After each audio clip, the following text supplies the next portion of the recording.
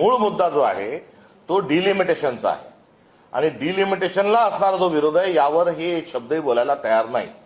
Delimitation करत असताना मराठी माणसाची किंमत ही कमी होणार आहे, मराठी भाषेचं होत असणारं नुकसान या संदर्भात त्या बोलायला तयार नाही किंवा भारतीय जनता पक्ष बोलायला तयार नाही. डिलिमिटेशन झाल्यामुळे महाराष्ट्राचं किती मोठं नुकसान होणार आहे का महाराष्ट्राला फायदा होणार आहे या मेरिटवर चर्चा करण्याची त्याची तयारी नाही.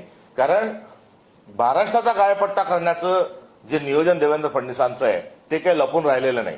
हिंदी सक्तीची करताना आणि मायबोली मराठीच्या छातीत खंजीर खुपसत असतानाच आम्ही या संदर्भात देवेंद्रजींचा महाराष्ट्राला गायपट्टा करण्याचा जो त्यांचं नियोजन ते सांगितलं होतं.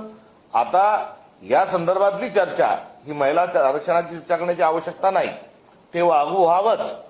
ते काँग्रेसचं बिल आहे आणि काँग्रेसने याआधी महिला आरक्षणाची मुहूर्तपेढ केलेली आहे. 50% स्थानिक स्वराज्य संस्थांमध्ये जे आरक्षण आहे ते काँग्रेसचंच आहे आणि केवळ स्थानिक स्वराज्य संस्थात नव्हे तर सर्वदूर असलं पाहिजे ही असणारी काँग्रेसची जुनीच मागणी. आज देखील काँग्रेस त्याच्यावर ठाम आहे.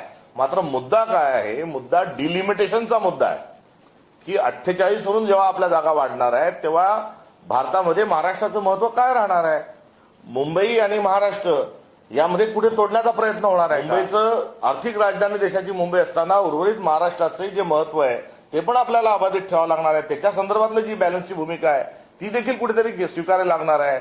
एकंदरीत हा सर्व डिलिमिटेशनच्या निमित्ताने जो घाट घातलाय आणि त्यामध्ये त्यांचा असली चेहरा लोकांपुढे येऊ नये म्हणून हा केविलवाना प्रयत्न भारतीय जनता पक्षाकडून आणि त्यांच्या विविध पदाधिकाऱ्यांकडून हा प्रयत्न होत आहे.